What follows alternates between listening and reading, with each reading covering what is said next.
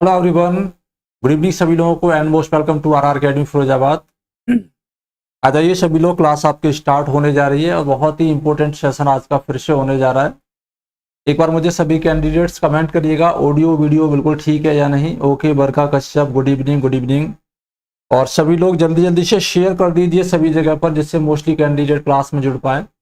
आज का session mock test number 2 है, इंग्लिश लिटरेचर और इंग्लिश ग्रामर का, specially for UP TGT English examination 2024। और इससे पहले आपका ऑलरेडी मैं एक सेशन ले चुका हूं, जिन्होंने क्लास नहीं देखी है वो यूपी टीजीटी वाली जो प्लेलिस्ट बनी हुई है चैनल पे, उसमें जाकर आप देख सकते हैं। ओके लीडर्स, और बहुत ही धमाकेदार मॉक टेस्ट है आपका। पिछली बार हमने टॉप 50 क्वेश्चन कराए थे, आज हमारे फिर से टॉप 50 क्वेश्चन चलने वाले हैं इंग्लिश लिटरेचर और इंग्लिश ग्रामर के। आई होप कि आप लोग काफी इंजॉय करेंगे। चलिए, it's clear, okay good. Barkha Kashyap clear है, ठीक है। स्क्रीन पर चल रहा है। To use another person's thought और writing as one's own is called. चलिए, क्वेश्चन नंबर 1 है to use another person's thought और writing as one's own is called plagiarism, syllogism, pantheism और पैरोडी। क्वेश्चन नंबर 1 का आंसर बताना है। कौन सा वाला आंसर करेक्ट हो जाएगा? Preeti, Barkha, okay. Option number A आ रहा है, ध्रुवकांत, बिल्कुल करेक्ट है। Plagiarism, plagiarism is used to represent the one's thought as mentioned as another person's own writings, यानी किसी दूसरे व्यक्ति के द्वारा लिखे हुए किसी भी क्रिएशन को अपने द्वारा लिखा हुआ वर्क बता देना। उसके लिए जो वर्ड यूज किया जाता है वो है हमारा प्लेगियरिज्म। नोट करेंगे, इंपॉर्टेंट क्वेश्चन है, रिपीटेड टाइप एग्जामिनेशन में पूछा गया है। अगला क्वेश्चन है willing suspension of disbelief is phrase coined by Dryden, T S. Eliot और डिफो और Coleridge. Willing suspension of disbelief का मतलब है temporary acceptance of something that is impossible in real life, यानी कि वास्तविक जिंदगी में जो असंभव है या जो बोल सकते हैं कि जिसकी संभावनाएं कम है, उनको भी टेम्परेरी एक्सेप्ट कर लेने का, हाँ ऐसा हो सकता है, ठीक है ना। इस चीज के लिए टू एंजॉय द लिटरेचर और any kind of literary work that is called willing suspension of disbelief. और ये फ्रेज किसके द्वारा कॉइन किया गया है? Dryden, T S. एलियट, डिफो और कॉलेज। क्वेश्चन नंबर 2 बताएंगे, बहुत ही इंपॉर्टेंट क्वेश्चन है। ममता गुड इवनिंग सभी लोगों को, एक बार में ही गुड इवनिंग। सभी लोग अच्छे होंगे, आई होप, उम्मीद करता हूं मैं। प्रीति सेकंड का ऑप्शन नंबर डी आ रहा है। तो याद रखेंगे ये जो फ्रेज है ये यूज किया गया है कॉलेज के द्वारा, मोस्टली उन सभी क्रिएशंस के लिए, उन सभी लिटरेरी कंपोजिशंस के लिए जिसमें इन्होंने सुपर नेचुरल एलिमेंट का यूज किया है, जिसमें इन्होंने इमेजिनेशन का यूज किया है। फॉर एग्जाम्पल आप बात करें तो द एंशिएंट मैरिनर, ठीक है ना, और कुबला खान जैसे इनके जो लिटरेरी पीसेज है उनमें आपको ये फ्रेज अच्छे तरीके से एसोसिएटेड होता हुआ नजर आएगा। अगला क्वेश्चन है the wisest, the brightest and the meanest is said of. किसके बारे में कहा गया है कि वह वाइजेस्ट है, वह ब्राइटेस्ट है और वो मीनेस्ट है? एस्ट्री कॉलेज, अर्नोल्ड और बेकन और ड्राइडन। चलिए बताइएगा। चलिए, मैजबीन, रजनी, विमल कुमार, ममता, ध्रुवकांत, ऑल आर क्लियर, बिल्कुल ठीक है। ऑप्शन नंबर बी आ रहा है। ऑप्शन नंबर बी क्यों आ रहा है भैया? फ्रांसिस बेकन, फ्रांसिस बेकन को कहा गया है the wisest, the brightest and the meanest. Francis Bacon is called the father of English essays. Note करेंगे, he is called the father of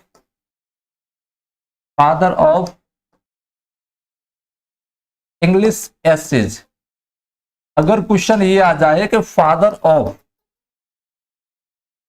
of English pros,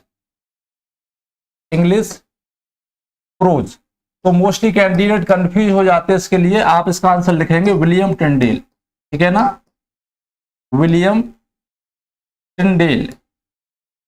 इसके लिए फादर ऑफ इंग्लिश प्रोज के लिए। अगर कहीं पे क्वेश्चन ये आ जाता है father of English essays along with prose, then answer will be Francis Bacon. आगे बढ़ेंगे अगले क्वेश्चन पर। क्वेश्चन नंबर 4 दिया गया है, complete the following sentence by selecting the correct option. Shakespeare was born at, question हमारा ये है कि शेक्सपियर का जन्म कहाँ हुआ था। Stratford upon Avon, Stratford in Avon, Stratford on Avon और एट एवन। ये रिपीटेड क्वेश्चन है, प्रीवियस ईयर में ये क्वेश्चन पूछा गया था। आई होप कि इस बार भी ये क्वेश्चन आपके एग्जामिनेशन में आ जाए, तो आपको जल्दी जल्दी से बताना है करेक्ट प्लेस। चलिए मैजबीन, ममता, सरिता, ठाकुर, मानस, प्रणाम प्रणाम सभी लोगों को। Okay, Barkha, Kashyap, Preeti, option A आ रहा है, गुड। सरिता बिल्कुल ठीक है, ठीक है ना। William Shakespeare was born on 23 April 1564 at Stratford upon Avon. Okay, note करेंगे, this is the right one. आगे बढ़ते हैं अगले क्वेश्चन पर। नेक्स्ट वन अगला क्वेश्चन है, Robert Southey was succeeded by whom as the poet laureate of England. Robert Southey was succeeded, यानी कि रॉबर्ट साउदी के बाद में इंग्लैंड का पोएट लॉरेट कौन बना था। Lord Alfred Tennyson, Robert browning, William Wordsworth और पीबी शेली। फटाफट बताना है। क्वेश्चन नंबर 5, जल्दी जल्दी से बताते चलें। ओके, वर्ड्सवर्थ बिल्कुल ठीक है। रॉबर्ट साउदी 1813 से लेकर 1813 से लेकर 1843, कहने का मतलब यह है कि अप टू डेथ, मृत्यु तक ये रहे थे इंग्लैंड के poet laureate. After that in 1843, 1843 से 1850 अप टू डेथ कौन रहे थे, विलियम वर्ड्सवर्थ। ओके, याद रखिएगा, बहुत अच्छा क्वेश्चन है। आगे बढ़ेंगे अगले क्वेश्चन पर। नेक्स्ट क्वेश्चन है, our bodies are our gardens to which our wills are garden. हमारी बॉडी क्या है, एक गार्डन के तरीके से है जिसके लिए एक माली का काम कौन करता है, हमारी जो विल है, हमारी जो इच्छा शक्ति है, वो उसमें एक माली का रूप, माली का काम करती है। The above words from the speech of Hamlet, iGo, वेला और ब्रूटस। क्वेश्चन नंबर 6 बताना है जल्दी जल्दी से, किसकी स्पीच है ये। चलिए, टेनिसन, हाँ बिल्कुल ठीक है, 1850 से 1892 टेनिसन, बिल्कुल गुड। आइगो बिल्कुल ठीक है, बिल्कुल ठीक है। ऑप्शन नंबर बी आ रहा है, ऑप्शन नंबर बी जिनका आ रहा है बिल्कुल करेक्ट आंसर है, ठीक है ना। ऑथेलो, ऑथेलो नाम की जो ट्रेजेडी है विलियम शेक्सपियर की, उसमें आपको एक कैरेक्टर दिखेगा जो काफी मैनिपुलेटिव कैरेक्टर है, जो कि ऑथेलो को मैनिपुलेट कर देता है, ठीक है। चलिए, गुड, वेरी गुड। आगे बढ़ते हैं अगले क्वेश्चन पे। क्वेश्चन नंबर दिया है, वी सेट, यहां पर हमें करेक्ट प्रीपोजिशन फिट करनी है। We set as soon as the old man pointed out the way to us, यानी कि हम, अब उसके बाद में set off, set off, set towards और सेट फॉर। कहने का मतलब यह है, सेंटेंस का जो सेंस जा रहा है, वो इंटेंशन ये है कि हमने यात्रा शुरू कर दी जैसे ही ओल्ड मैन ने हमें इशारा किया कि रास्ता उधर से जाएगा। तो यात्रा शुरू करने के लिए जो हमें फ्रेज लगानी है यहाँ पे, वो क्या हो जाएगी, सेट ऑफ, सेट ऑफ या सेट टुवर्ड्स और सेट फॉर। क्वेश्चन नंबर 7 बताना है जल्दी जल्दी से, कौन सा आंसर होगा correct. Set of begin a journey, बिल्कुल ठीक है, प्रीति का आंसर सही है। और बाकी के जिन कैंडिडेट का आंसर आ रहा है option number B, set off. Set off का मतलब होता है टू स्टार्ट अ जर्नी या टू बिगिन अ जर्नी। यात्रा प्रारंभ करने के लिए जो यूज किया जाता है वो सेट ऑफ किया जाता है, ठीक है, ओ डबल एफ।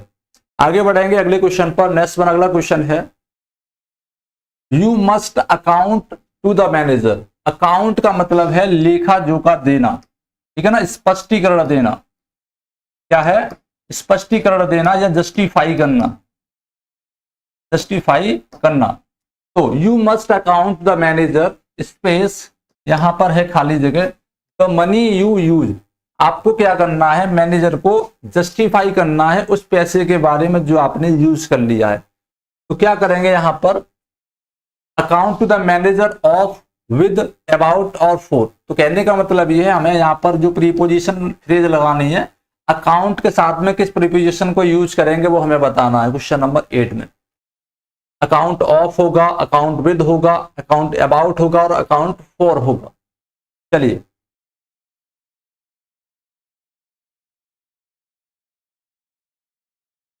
गुड। कुमारी सोनिया, ऑप्शन नंबर डी आ रहा है, स्मिता, विमल और नजमा परवीन।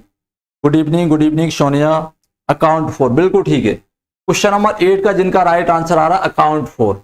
अकाउंट फॉर का मतलब है टू जस्टिफाई, जैसा कि मैंने अभी आपको हिंदी में बता दिया, to justify, to explain something, किसी चीज के बारे में स्पष्टीकरण देना। ओके, अगला क्वेश्चन है question number 9, the police accused the young man, यहां पर है खाली जगह मर्डर, तो अक्यूज्ड ऑफ करेंगे, अक्यूज्ड अबाउट करेंगे, अक्यूज्ड ऑफ और accused for amid. Question number 9 बताना है, यानी पुलिस ने यंग मैन को मर्डर का दोषी घोषित किया, तो किसी को दोषी करार देना। बिल्कुल करेक्ट आंसर है अक्यूज्ड ऑफ, बिल्कुल ठीक है। जिनका राइट आंसर आ रहा accused of, option number A बिल्कुल करेक्ट आंसर है, ठीक है ना। When someone is charge with a crime of something then we have to use the preposition with accused of, option number A will be right answer. Next one, अगला question है chorus, एक word आया है chorus, ठीक है ना। Is a brand of writing ink, a group of singers in a drama, a group of beautiful actress, a group of DJ dancers। तो आप लोगों ने कोरस जब क्लासिकल ड्रामा या ग्रीक ड्रामा पढ़े होंगे, जैसे कि सोफोक्लिस नाम का जो ड्रामा है, सॉरी इडिपस रेक्स नाम का जो ड्रामा है सोफोक्लिस का, तो आपने पढ़ा होगा, तो उसमें कोरस का बहुत ज्यादा यूज किया गया है। तो आपको बताना है in the English drama the chorus is a brand of writing ink, a group of singers in a drama, a group of beautiful actors. So no doubt आप लोग आंसर लगा दीजिएगा, chorus is a group of singer in a drama in the classical और Greek drama, but nowadays it is a group of singers. ये करते क्या है, ये जितनी भी जो हिडन एक्टिविटीज होती हैं ड्रामा में, जो स्टेज पर परफॉर्म नहीं की जा सकती हैं, यानी कि ऑफ स्टेज जो होती हैं, उनके बारे में, उन घटनाओं के बारे में ऑडियंस को बताते हैं। आगे बढ़ते हैं नेक्स्ट वन, अगले क्वेश्चन पर। क्वेश्चन नंबर है 11, comic relief. Comic relief implies, comic relief का मतलब क्या है, the interval in the drama, a hilarious comedy, a short humorous episode, interrupting a tragedy और the effect of a catharsis. Question number 11 बताना है comic relief. जैसा कि नाम से ही समझ में आ रहा है, कॉमिक का मतलब होता है हास्यास्पद, रिलीफ का मतलब है किसी चीज को रिलीज कर देना।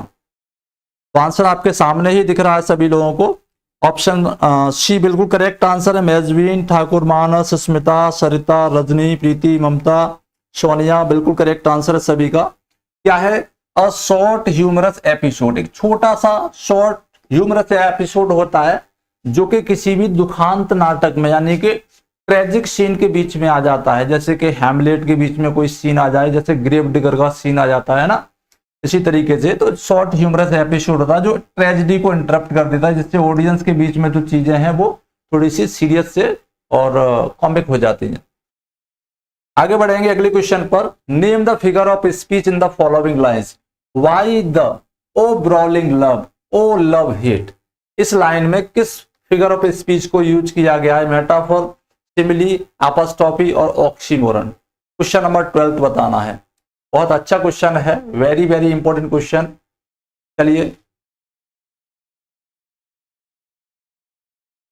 ये क्वेश्चन भी रिपीटेड है सर, आपकी ये बेस्ट क्लास डेली होती है या ऑल्टरनेटिव।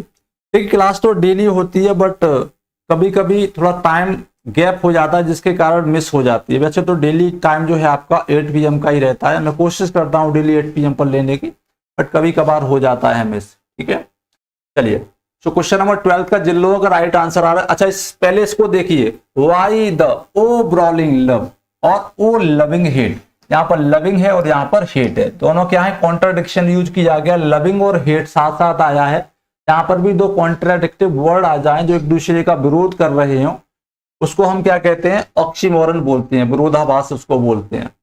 आगे बढ़ेंगे अगले क्वेश्चन पर। नेक्स्ट क्वेश्चन है, loyalties criss cross each other is a dialogue in the play bye.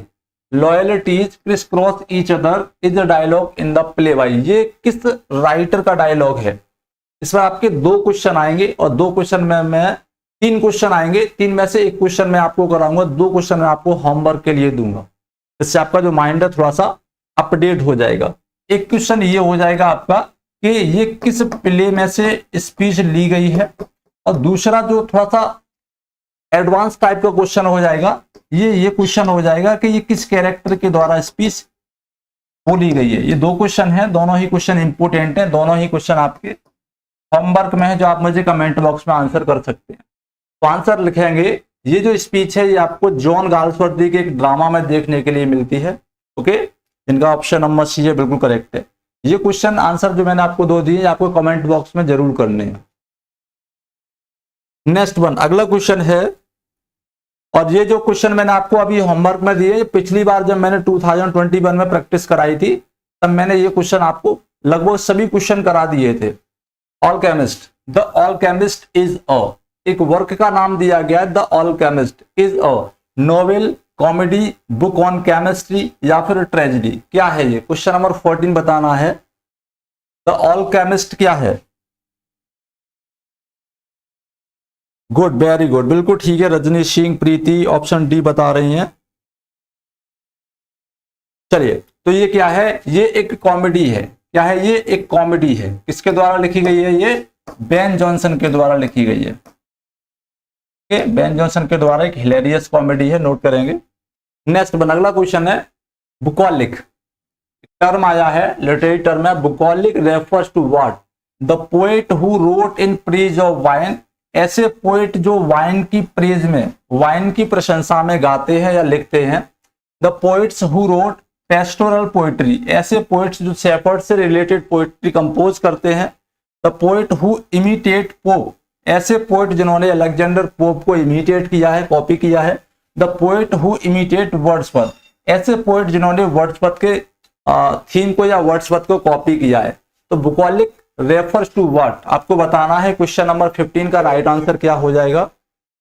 Pastoral poetry, बिल्कुल ठीक है। Bucolic refers to the writers और the poet who compose the poetry related to shepherds और shepherds life या rural atmosphere, that is called the pastoral poetry और the pastoral composition. Option number B जिनका जा रहा है बिल्कुल करेक्ट आंसर है, नोट करिएगा।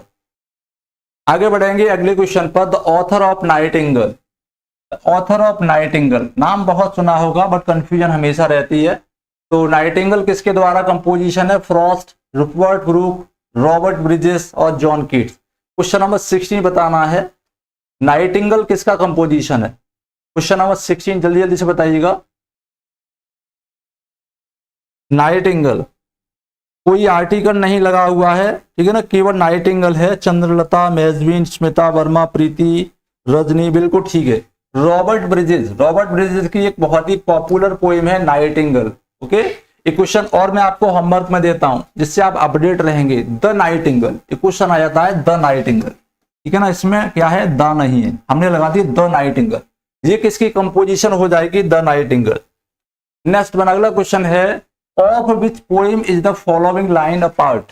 For them no more the blazing heart shall burn. चलिए, for them no more the blazing heart shall burn, Lycidas, the scholar gypsy, Gray's elegy और in memoriam। किस वर्क से ये लाइन ली गई है? for them no more the blazing heart shall burn। Question number 17 बताइएगा। बहुत important question है, बहुत पॉपुलर लाइन है, ज्यादातर एग्जामिनेशन में पूछ ली जाती है। Good, very good. चलिए, स्मिता, मेजविन और बरखा, सोनिया सी बता रही हैं। सी नहीं होगा, ये Lycidas. Option number A will be correct answer. John Milton की पोएम है लेसिडस, 1637 में जिसको कंपोज किया गया था, उस पोएम से आपको ये लाइन मिली है। For them no more the blazing heart shall burn down. Okay, John Milton की लाइन है। अगला क्वेश्चन है, bliss was it in that dawn to be alive but to be young was very heaven. इतनी popular line है, चाहे कोई भी examination हो, विलियम वर्ड्सवर्थ से अगर क्वेश्चन आता है तो ये क्वेश्चन आने की पॉसिबिलिटी 99% हो जाती है, ठीक है ना। ये लाइन आपको किस वर्क में देखने के लिए मिलती है? चलिए, हाँ बिल्कुल ठीक है। चलिए, स्मिता, कंचन, प्रीति, ऑप्शन ए आ रहा है क्वेश्चन नंबर 18 का, विलियम वर्ड्सवर्थ, बिल्कुल करेक्ट आंसर है, ठीक है ना। Bliss was it in that dawn to be alive, ये लाइन किसकी है? विलियम वर्ड्सवर्थ की। किस पोएम में आपको ये लाइन मिलती है? फ्रेंच रिवॉल्यूशन, ठीक है ना, फ्रेंच रिवॉल्यूशन, नोट करना, फ्रेंच रिवॉल्यूशन। अगला क्वेश्चन है, age cannot wither her, nor customs stale her infinity variety. ये भी बहुत पॉपुलर, बहुत सुंदर लाइन है, in praise of heroine in the play. और ये लाइन किस में है? All for love, Hamlet, Antony and Cleopatra और as you like it. Age cannot wither her, nor custom stale her infinity. चलिए जी हाँ, prelude का book 11 है, बट सेपरेटली पोएम का कंसंट्रेशन दिया जाए तो फ्रेंच रिवॉल्यूशन इसे डिस्क्राइब किया जाएगा। एंटोनी एंड क्लियोपेट्रा एग्जैक्टली बिल्कुल ठीक है ना। Antony and Cleopatra, option number C हमारा करेक्ट हो जाएगा। बहुत ही पॉपुलर, बहुत ही प्यारी लाइन्स हैं। अगेन हमारे पास लाइन है, the mind is its own place. ये तो आप देखते ही समझ गए होंगे, the mind is its own place and in itself can make a heaven of hell, a hell of heaven. Mind क्या है? माइंड का अपना एक खुद का प्लेस है, खुद का किंगडम है। यहाँ पर हम हेल का हेवन और हेवन का हेल बना सकते हैं। यानी कि हमारी सोच पर डिपेंड करता है कि हम स्वर्ग में हैं या नर्क में हैं। बिल्कुल करेक्ट आंसर आ गया। आलोक शर्मन सिंह प्रीति, पैराडाइज लॉस्ट, बिल्कुल करेक्ट आंसर, ठीक है ना। पैराडाइज लॉस्ट ये किसकी स्पीच है? शेल्टन की स्पीच है, जो रिबेलियस कंपेनियन को बोल रहा है कि हेल क्या है, स्वर्ग क्या है, ये हमारे माइंड की उपज है। हम जहां चाहे वहां पर स्वर्ग, जहां चाहे वहां पे नर्क मान सकते हैं।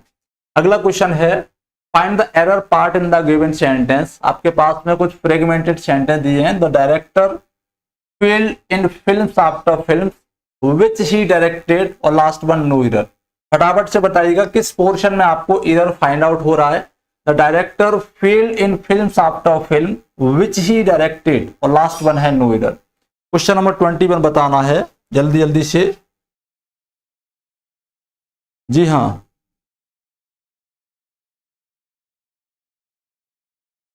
नेक्स्ट वन है film after film, option number बिल्कुल करेक्ट आंसर, ठीक है।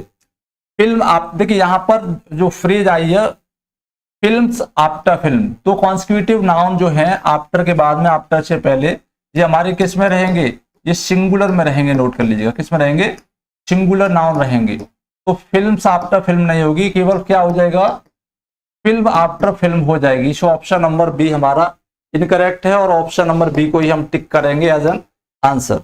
अगला क्वेश्चन है, find the error part in the given sentence.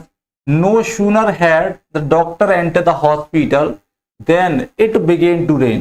तो लास्ट वन कौन सा वाला ऑप्शन ऐसा है जिसमें आपको एरर फाइंड आउट हो रहा है? जल्दी से कोशिश करें। 22, कभी कभी अपना घर भी हेल लगता है। भाई ऐसा क्या हो गया घर में जो हेल लगता है? घर तो स्वर्ग होता है ना, घर से अच्छा तो कुछ होता ही नहीं है। कहीं पर भी चले जाओ, किसी भी दुनिया में चले जाओ, बट लौट कर याद अपने घर की आती है ना। किसी भी रिश्तेदारी में कितना भी कंफर्ट क्यों नहीं हो, लेकिन याद हमेशा घर की आएगी, चाहे कितनी भी टूटी फूटी झोंपड़ी क्यों नहीं हो, सुकून उस टूटी फूटी झोंपड़ी में मिलता है। चलिए जल्दी जल्दी से कोशिश करें। मेजबीन ऑप्शन बी आ रहा है, निधि, आलोक। घर से अच्छा कुछ नहीं पूरी दुनिया में, एग्जैक्टली घर से अच्छा कुछ है ही नहीं है। No sooner had the doctor enter. अब यहां पर क्या है? हेड आया है, हेड प्लस V3 होता है, सभी को पता है।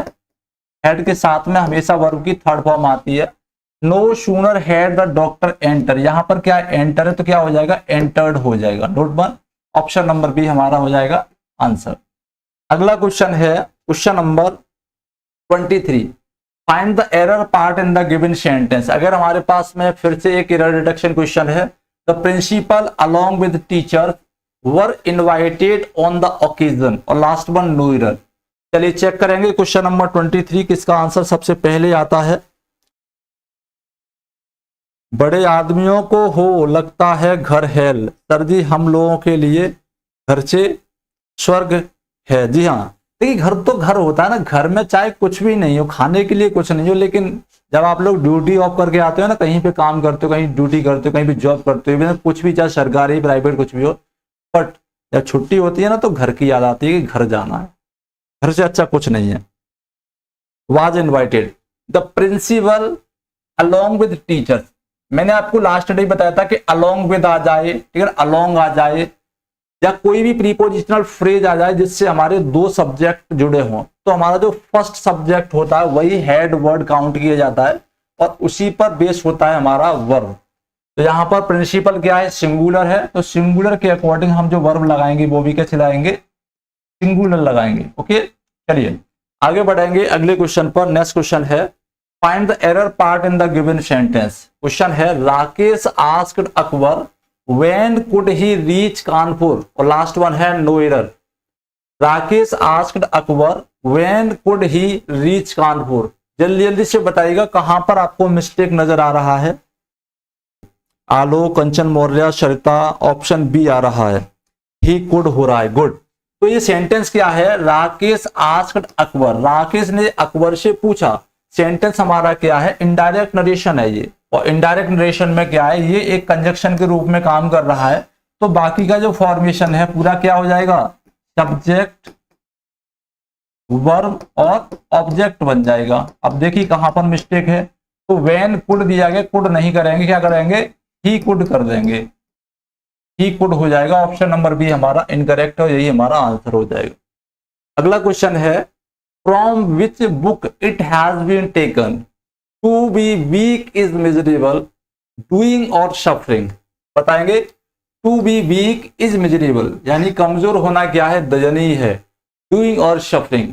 The tempest, paradise regained, the prelude और पैराडाइज लॉस्ट। 25 नंबर बताना है कौन सा करेक्ट हो जाएगा। चलिए,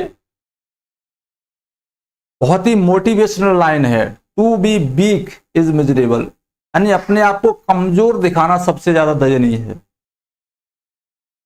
बिल्कुल करेक्ट आंसर है पैराडाइज लॉस्ट, ठीक है ना। अगेन ये मोटिवेशनल लाइन किसकी है, पैराडाइज लॉस्ट की। जॉन मिल्टन के द्वारा जो लिखी हुई लॉन्ग एपिक पोएम है उसमें से लाइनें ली गई हैं। Which one of the following works of John Milton is a prose work. John Milton का इनमें से कौन सा ऐसा वर्क है जो प्रोज वर्क है, Lycidas, paradise lost, paradise regain और एरोपेगिट का। क्वेश्चन नंबर 26 बताना है, जल्दी जल्दी से बताइएगा। ओके ओके ठीक है, बिल्कुल ठीक है, एरोपेगिट का है ना। एरोपेगिट का क्या है, ये एक प्रोज वर्क है और ये प्लीडिंग करता है फ्रीडम ऑफ स्पीच के लिए, ठीक है ना, बोलने के अधिकार के लिए। Elegy began to be so called because, जिसे हम शोक गीत बोलते हैं, इसको एलेजी क्यों कहना शुरू किया गया, because it was written in the elegiac measure, क्योंकि ये एलेजिक मीजर में यानी एलेजिक टोन में लिखी गई थी। It was a poem of sorrow, ये एक दुख की पोएम थी। It was written by the writers of elegy, क्योंकि इसको एलेजी लिखने वाले राइटर्स के द्वारा लिखा जाता था। Some expert critic name it so, कुछ क्रिटिक्स ने इसका नाम एलेजी रख दिया था, इसलिए ये एलेजी है। तो elegy began to be so called because, elegy को एलेजी क्यों कहा जाता है, चलिए भाई बताएं, एलेजी को एलेजी क्यों कहा जाता है।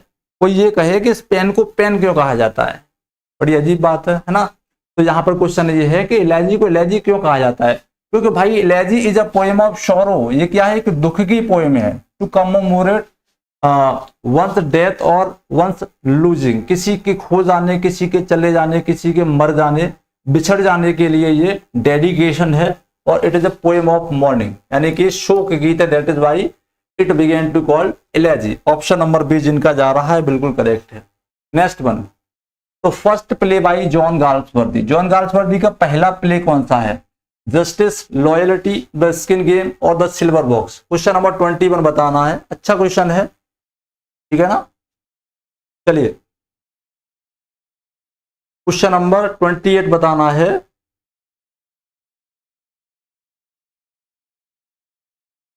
गुड, ऑप्शन नंबर डी आ रहा है, शर्ता बता रही है option number D, silver box 1906, बिल्कुल ठीक है। जिनका राइट आंसर आ रहा है सिल्वर बॉक्स 1906, 1906। ओके, जस्टिस कब लिखा गया था, 1910, 1910 में। इसके बाद में आपका लॉयल्टी 1922, 1922 और ये आपका 1920। तो आपका फर्स्ट प्ले जो हो गया द सिल्वर बॉक्स हो गया, नोट कर लेना। अगला क्वेश्चन है what figure of a speech is used in the following lines, rascals and dogs ran a race round and round the rugged rock. चलिए समझ ही गए होंगे कौन सा वाला फिगर ऑफ स्पीच यूज किया गया, हाइपरबोले, एलिटरेशन, ओनोमोटोपोइया और apostrophe. Rascal and rogue, rascal and rogue ran a race round and round. Round and rugged and raw. अब बताइएगा कौन सा फिगर ऑफ स्पीच यूज किया गया क्वेश्चन नंबर 29 में। और सभी कैंडिडेट्स वीडियो को लाइक जरूर करिएगा, शेयर कर दीजिए। आप लोग शेयर नहीं करते, इससे मोस्टली क्लासेस जहां तक पहुंचनी चाहिए वहां नहीं पहुंच पाती है ना, तो शेयर कर दिया करें। एलिटरेशन बिल्कुल ठीक है, ऑप्शन नंबर बी जिनका आ रहा है बिल्कुल correct answer, alliteration. Repetition of consonant sound in the initial letter of a speech. अगला क्वेश्चन है a bend in the Ganges. A bend in the Ganges is a name of composition and it is work by Anita Desai, Amitav Ghosh, Manohar Malgonkar और M.R. आनंद, यानी कि मुल्क Raj Anand. Question number 30 बताना है, जल्दी जल्दी से बताइएगा। A bend in Ganges 30 option number C, it's Virat, Nidhi Singh. चलिए तो क्वेश्चन नंबर 30 का राइट आंसर है आपका मनोहर मालगोंकर। मनोहर मालगोंकर के द्वारा लिखा हुआ ये वर्क है and it was publish in 1964। Note कर लेना। आप लोग सोच रहे होंगे कि टीजीटी में तो ये राइटर आते नहीं है, मैं आप लोगों को क्यों करा रहा हूं। तो देखिए टीजीटी में गिने चुने आपके 4 राइटर हैं, जिनमें से भी जॉन गाल्सवर्दी पे कुछ गिने चुने क्वेश्चन आ जाते हैं, कभी कभी 1 क्वेश्चन आता है, कभी 2 क्वेश्चन आ जाते हैं। तो बाकी के आपके जो लगभग 30% जो क्वेश्चन होते हैं वो आपके आउट ऑफ सिलेबस जाते हैं। मोस्टली कैंडिडेट डिफीट यहीं पर खा जाते हैं कि वो 4 राइटर के इधर उधर घिरे रहते हैं और पता पड़ता है कि जो क्वेश्चन पेपर है वो आउट ऑफ सिलेबस चला गया। तो याद रखें आप थोड़ा बहुत इधर उधर भी पढ़ें, ठीक है ना, जिससे कि आपका जो पेपर है आउट ऑफ सिलेबस चला जाए तब भी आपको कोई दिक्कत नहीं हो। पढ़ने में कोई घाटा नहीं है, आपके 4 राइटर बहुत ही छोटे हैं, आप बड़े आसानी से तैयारी कर चुके होंगे, तो थोड़ा सा आउट ऑफ सिलेबस भी पढ़ लीजिए, कोई दिक्कत वाली बात नहीं है। तो ये क्या है, मनोहर मालगोंकर के द्वारा लिखा हुआ एक वर्क है, पब्लिश इन 1964। अगला क्वेश्चन है इंसर्ट द करेक्ट वर्ड। हमें इंसर्ट करना है correct word. He his application when he heard he has got the necessary certificate. तो क्या करेंगे, ही विथड्रॉ, ही विथड्रॉ, ही विथड्रू और हैड विथड्रॉन और गॉट विथड्रॉन। तो हमें इनमें से कोई एक वर्ड फिल करनी है, आप लोग बताइएगा क्या हो जाएगा। यहां पर हमारे पास सेंटेंस है व्हेन ही हर्ड, जब उसने सुना, ही हैज गॉट, तो उसे मिल गया है नेसेसरी सर्टिफिकेट, उसे आवश्यक सर्टिफिकेट मिल चुके हैं। जब उसने ये सुना तो उसने क्या किया, ही विथड्रॉ, फर्स्ट फॉर्म में नहीं होगा, ही विथड्रू, उसने विथड्रॉ कर लिया अपने एप्लीकेशन को जब उसे नेसेसरी सर्टिफिकेट मिल गए। जैसे मान लो आप अंबेडकर यूनिवर्सिटी में डिग्री लेने के लिए गए, अब डिग्री लेने के लिए आपने एप्लीकेशन भरने का मन बना लिया, फीस लग रही है आपसे 450 रुपए, लेकिन तब तक क्या हुआ, घर से फोन आ गया कि आपकी डिग्री आपके घर पे ऑलरेडी आ चुकी है। तो आपने क्या किया, अपनी एप्लीकेशन को विथड्रॉ कर लिया कि नहीं भाई अब तो डिग्री आ ही चुकी है, तो अब मुझे एप्लीकेशन फिल करने से कोई फायदा नहीं है, पैसे तो वैसे ही चले जाएंगे। अगला क्वेश्चन है the little man written by Galsworthy is a poem, novel, play, 1 act play. The little man written by John Galsworthy, ये क्या चीज है आपको बताना है जल्दी जल्दी से। Okay, question number 32। Question number 32। और जिन कैंडिडेट्स को जो इन्फॉर्मेशन मैंने आज शेयर की है वो नहीं मिल पाई, तो मैं एक बार फिर से बता देता हूं। हमारी जो दूसरी एप्लीकेशन है RR अकेडमी FZD, नोट कर लेना, RR academy FZD official. RR academy FZD official जो एप्लीकेशन है आपकी, इस एप्लीकेशन पर जितने भी जो कोर्सेज हैं जो आगे पब्लिश किए जाएंगे और अभी पब्लिश हैं, जैसे यूपी TGT PGT का, ठीक है ना, DSSSB का और JSSC TGT का, JSSC PGT का, DSSSB का, जितने भी कोर्सेज हैं सभी कोर्सेज आपके ईच 799 रुपीज में आपको ऑफर किए जा रहे हैं 2 इयर्स वैलिडिटी के साथ में। और यहाँ पर एक चीज की सुविधा और दे रहे हैं हम, आप अपने कस्टमाइज PDF नोट्स भी यहाँ से फाइंड आउट कर सकते हैं। बस आपको एक दिन पहले हमें मैसेज करके इंफॉर्मेशन देनी है कि सर हमको इस टॉपिक पर कस्टमाइज नोट चाहिए, तो आपको PDF फॉर्मेट में वह नोट हमारे एप्लीकेशन पर, इसी एप्लीकेशन पर सेपरेटली अवेलेबल करा दिया जाएगा। आपको कंप्लीट PDF नोट्स लेने की भी जरूरत नहीं, आपको जिस टॉपिक पर नोट्स चाहिए वो टॉपिक आपको सेपरेटली एप्लीकेशन पर अवेलेबल करा दिया जाएगा। ठीक है, तो क्वेश्चन नंबर 32 का राइट आंसर हमारा ये क्या है कि शॉर्ट प्ले है। ये क्या है, एक शॉर्ट प्ले है and it is a part of 6 short plays written by Galsworthy. Note कर लेना। अगला क्वेश्चन है to find fault with in word is cryptic, है ना, क्रूशिएट, क्रिटिसाइज और कर्टेल। यानी कि गलती निकालना, किसी में बुराइयां निकालना, इसके लिए वन वर्ड क्या होगा, इसके लिए वन वर्ड क्या होगा। एप्लीकेशन का लिंक डिस्क्रिप्शन में दिया गया है और कमेंट बॉक्स में भी मैंने पेस्ट कर दिया है, अगर आपको नहीं मिल रही हो तो, ठीक है ना। आरआर एकेडमी फिरोजाबाद एक एप्लीकेशन ऑलरेडी है जिसे आप लोग पहले से यूज कर रहे हो। आरआर एकेडमी एफजेडी ऑफिशियल दूसरी एप्लीकेशन है जिसके लिए मैं अभी आपको अपडेट दे रहा हूं। तो ये हो जाएगा आपका क्रिटिसाइज, ठीक है ना, आलोचना। टू फाइंड फॉल्ट विद, इसके लिए वन वर्ड यूज करेंगे क्रिटिसाइज, आलोचना। अगला क्वेश्चन है the phrase objective correlative has been coined by Ezra Pound, TS. Eliot, Walt Whitman, IA. Richards. Objective correlative जो फ्रेज है ये किसके द्वारा कॉइन किया गया है, मतलब किसके द्वारा इस्टेब्लिश किया गया है, जल्दी जल्दी से बताएंगे। खुशी, कंचन मौर्य, स्मिता, प्रीति, इलियट, बिल्कुल ठीक है। टी.एस. एलियट ने 1999 में 1919 में इनका एक क्रिटिकल एसे है जिसका टाइटल है हैमलेट एंड हिज प्रॉब्लम्स, उसमें इस फ्रेज को यूज किया है ऑब्जेक्टिव कोरिलेटिव को। ऑप्शन नंबर बी हमारा करेक्ट रहेगा, नोट कर लेना। आगे बढ़ते हैं अगले क्वेश्चन पर। Charter richards is a thought provoking work of Thomas Carlyle, John Ruskin, William Morris और हेनरी इब्सन। जल्दी जल्दी से बताएंगे कौन सा वाला आंसर आपका करेक्ट हो जाएगा, बहुत ही इंपॉर्टेंट क्वेश्चन है।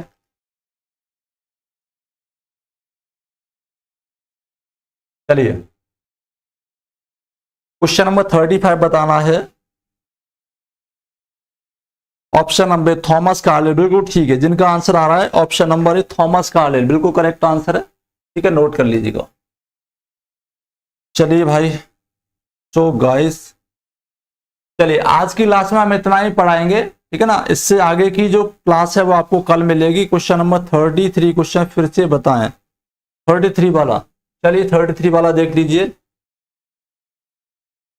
हाँ, टू फाइंड फॉल्ट यानी किसी में दोष निकालना, किसी में दोष निकालना मतलब किसी की आलोचना करना, क्रिटिसाइज करना, ठीक है ना। क्रिटिक जो होते हैं वो क्या करते हैं, आलोचना ही तो करते हैं। To find fault in literary work that is called critic, और उसके जो फॉल्ट होते हैं उसे हम क्रिटिसिज्म बोलते हैं। क्लास का नोटिफिकेशन नहीं मिलता, उसके लिए RR academy Firozabad Telegram channel join कर लीजिए। आप सर्च करके टेलीग्राम पर जाइए, वहां पर सभी क्लासेस के लिंक मैं आपको दे देता हूं। नहीं तो RR academy FZD official application download कर लीजिए। कोर्स परचेज करने की जरूरत नहीं है, बिना कोर्स परचेज किए ही आपको क्लास के नोटिफिकेशन मिल जाए करेंगे, बाकी की अपडेट्स भी आपको मिल जाएगी। Okay, so good night, take care. कल मिलेंगे सेम टाइम पर, और आप लोग अपनी तैयारी बनाए रखिएगा।